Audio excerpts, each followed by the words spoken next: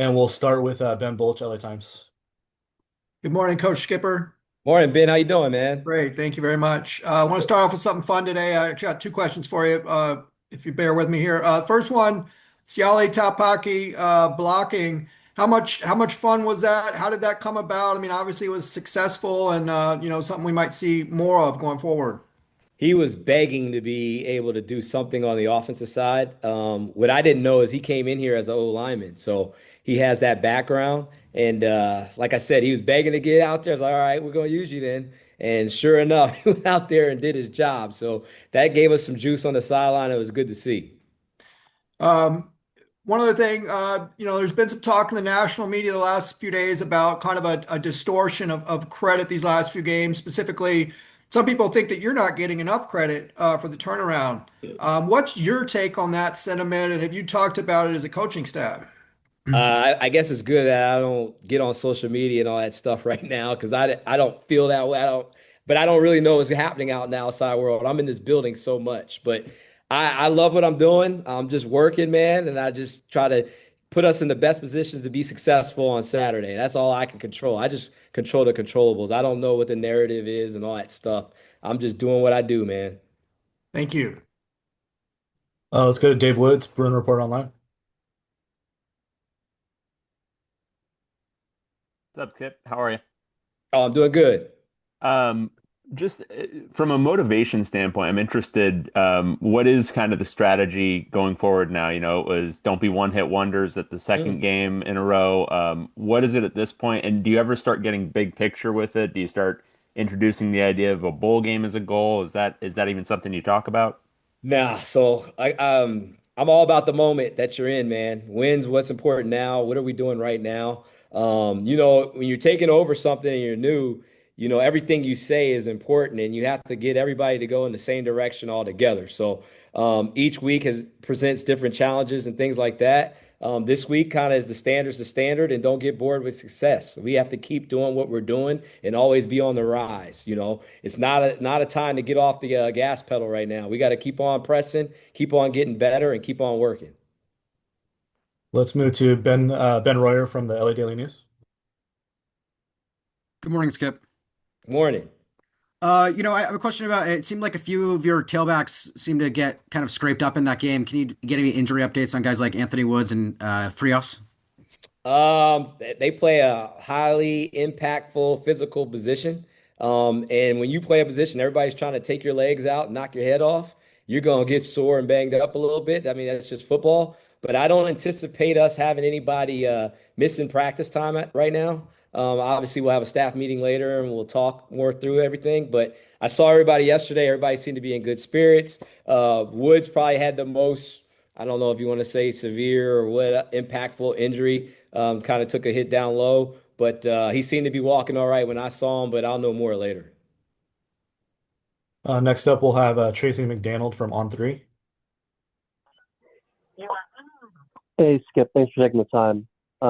Two things for you. Just to follow up on Ciale, how did that, I guess, come together as far as, you know, I guess the conversations leading up to the game and how much time did Ciale kind of have to kind of work on that? Yeah, it's just week of the game, man. We watched what they do on defense and figured out ways. Hey, we could do this and this. I think it'd be very good at this. And now we're at the point now. I was all right. Can we expand on this? Does Maryland give us possibilities of doing things that fit his style of play? Just normal game plan stuff, man. That's what it is. He asked for it and wanted it, and we gave him a chance at practice, and it looked really, really good. So we carried it into the game. So we'll see if there's anything to build on that for this week. And then, the defense obviously is really taking a turn under Coach Coyle, especially considering, the first four games where there were a lot of missed tackles and things like that. Has there just been more of an emphasis on tackling, or are they just doing something different with pursuit angles, or I guess what would be the cause for the turnaround? I think all of the above. I mean, we really work on the fundamentals. I think it's more fundamentals than it is actual scheme. I think we are tackling at practice. I mean, we're full pads on Tuesdays and Wednesdays. We do drills when we get to endo time that specifically are to use your weapons, your eyes, feet, and hands. We're learning how to wrap up and move our feet on contact because the hardest thing to do is restart your feet when they stop. Just fundamental stuff, and then giving them a game plan that we hope will be successful against the opponents we play, and then them executing it. And to me, being a defensive player and a former player myself, when you're confident and you know what's going on, you play a lot better and you play faster, and stuff starts clicking. So it's good to see, and hopefully we can continue it. Ira Gorawara, The Athletic. Hi, Coach. So tomorrow is going to be exactly a month since you were promoted to interim head coach. And Didn't just know two that. questions. Yeah, two questions off that. One, how has sort of the locker room environment, just the attitudes of players changed in this past, month or just under a month? And second part to that, what's been the biggest challenge for you in your new role in this last month? All right. I mean, time's flying. I really did not know that. Seems like yesterday. But first question, I will say the locker room is clean to start with. That's the first thing. I think a clean locker room makes you a lot happier. It shows team discipline and it shows you can win off the field. So now you can go ahead and get on the field. I think success and winning brings smiles to your face and excitement. So execution fuels emotion. I'm hoping and it looks like the guys are in good spirits and things like that. And they know that tomorrow's going to be a work day and they better be ready to go. But I think we're giving the guys the why and the reasons why we do things, and that's helping them know what to expect. So I think that part is good. And then the second question, if I remember right, was my biggest challenge. Was that what it was so far? Yeah, yeah. Yeah. Ah, man. I mean, there's challenges every minute of the day. Um, I'll start with this. When I first took over, it was like every time I talked to you guys, everybody was asking me about who's redshirting and who's going to the portal. Like that was like the theme. That was like the number one question. And we've been able to keep the team intact, and that's an everyday thing. I think we've shown them that hey, we can make it a good environment here, even though we have all this change and stuff. Just stick with us, and we're going to be all right. And I think that keeping the team intact has been probably the biggest thing. And it wasn't like I had a lot of guys coming to talk to me about it. It's just the fact that it was available to do. It was more of that and the what if. So I would say that kept me up at night, but it wasn't pressing. It was just me thinking. So that would be the biggest challenge. Jordan Mendoza, USA Today. Good morning, Coach. Morning. This has been, quite the turnaround.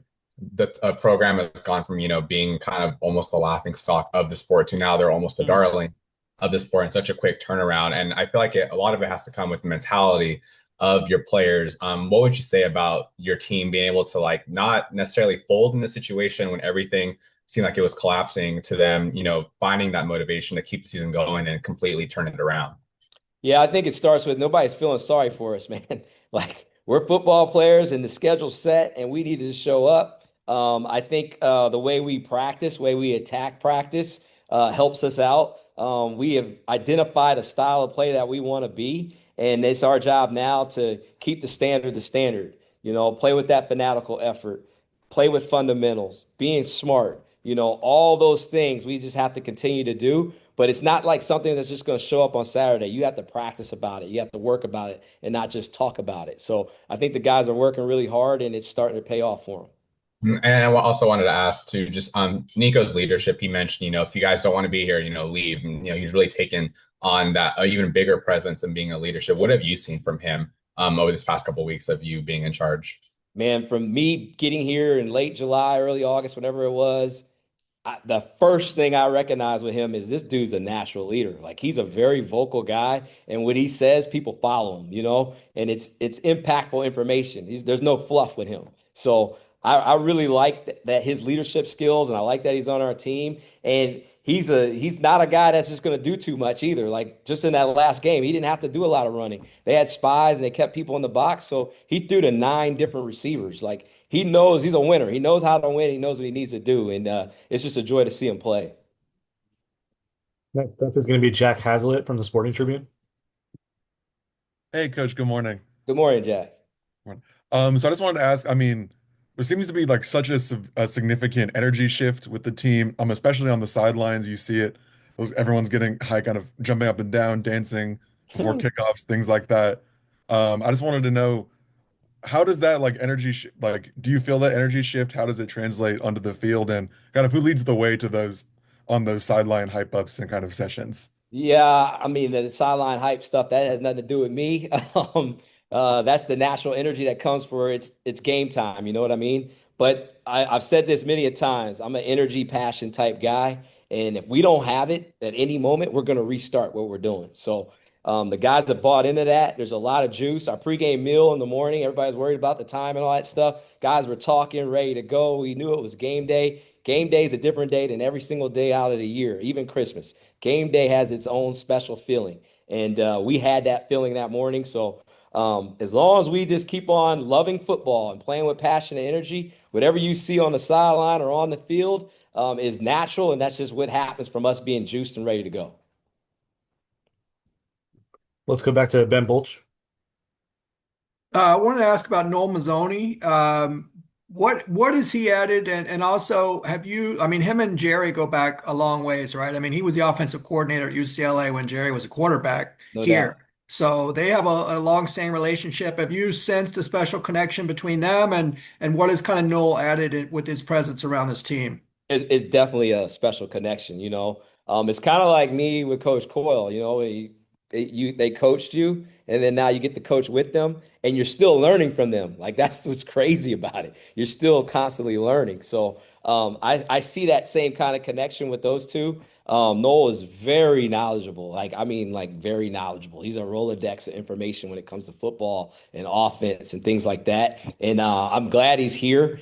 He helps us every single day. He helps us every day. I enjoy talking to him because he has energy and juice and passion. Like it's natural. He doesn't need coffee no more in order to get to that point. So he's a joy to have and be around. And I'm just excited to keep on learning and seeing how this thing keeps on progressing.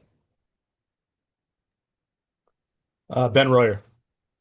Hey, Coach, I got two questions for you. The first one's a little more general, but how much does these two wins help bring the energy back to the student base? You're playing at the Rose Bowl this week.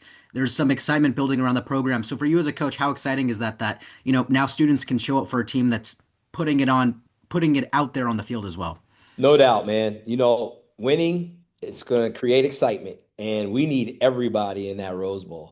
Like we need to show up in this thing on Saturday and be ready to go. It's homecoming and all that stuff, but don't lose sight of it's a football game. It's a top-notch game in one of the best facilities in the entire country in the world. So come on out, cheer us on. Let's keep the excitement going. And the more people that are there and the louder that Rose Bowl is, the better our chances of winning. So let's bring it.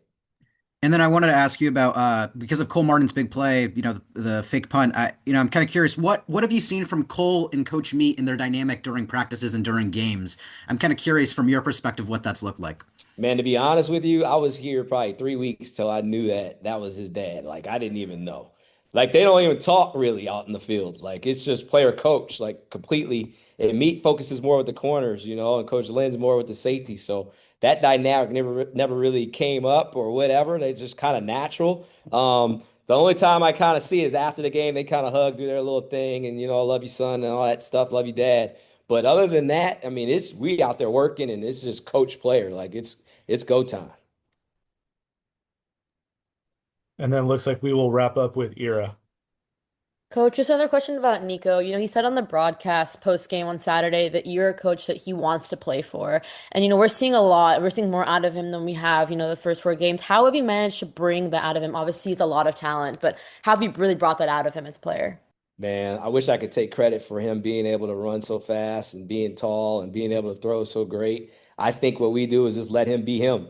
I mean, seriously, my job is to make sure the guys are ready to play and then the players go out there and play. So players play and coaches coach. I treat everybody the same, and he's a wonderful talent, and I'm glad he's on our team. And he's a dual threat guy that we can use in many different ways, and we're going to try to use all of those ways. So that's basically how I would answer that. All right, looks like that will do it. Thanks for the time, Coach.